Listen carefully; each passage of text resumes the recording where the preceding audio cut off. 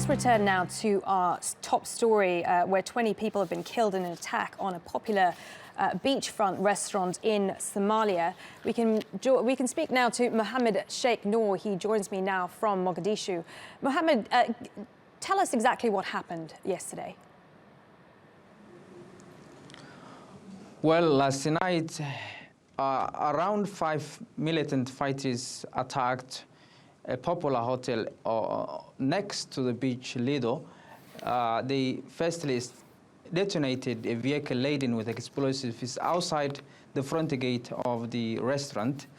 Then foot soldiers came inside the restaurant, shooting indiscriminately on both ordinary Somalis and government employees who were taking their time in Lido Beach.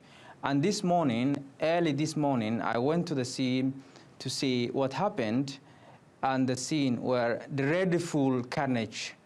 The seafront restaurants were actually scenes of dreadful carnage. I have seen on my eyes over 20 people dead, and people, mainly relatives, were crying because of their loved ones have passed away in that worst attack.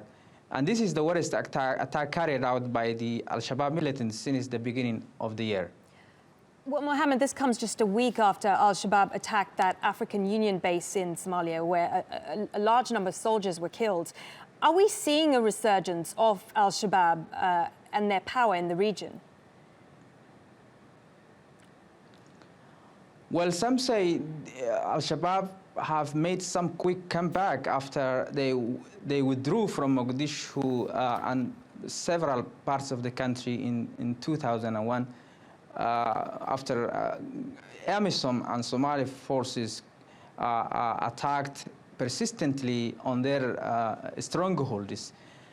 But to return, to make some quick comeback, they have started to make some sabotage, carrying out attacks on government bases. The latest attack occurred, of course, in the south of the country, El Ada town in Geder region, where almost 100 of Kenyan troops were killed, according to Al-Shabab claim. And this of course has relevant to that incident, and Al-Shabab talking and describing yesterday's attack. They said they carried out this attack because they want to make more revenge attacks against the government, because they deem the government and its employees as apostates. And of course they will continue. They said they will continue their attacks until AU forces and government itself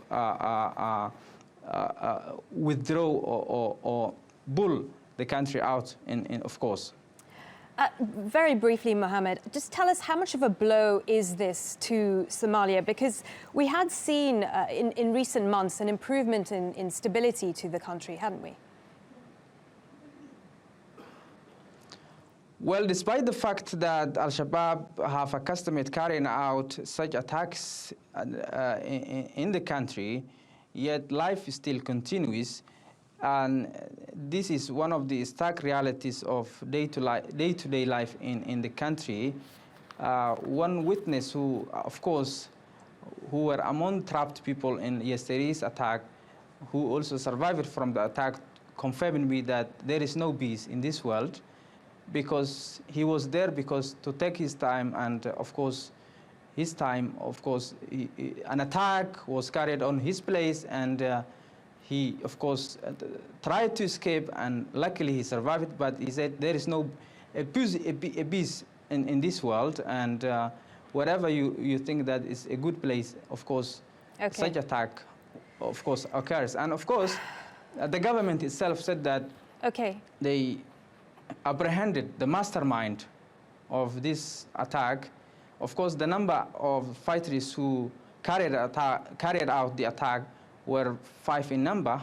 Yeah. One, of course, according to the Ministry of Defense, Ministry of Security, Ministry of Security said that they apprehended the one who carried out the mastermind of the attack, and he's now in detention center in the country, especially in Mogadishu. Okay, many thanks for joining us, Mohamed Sheikh Nor, joining us there live from Mogadishu.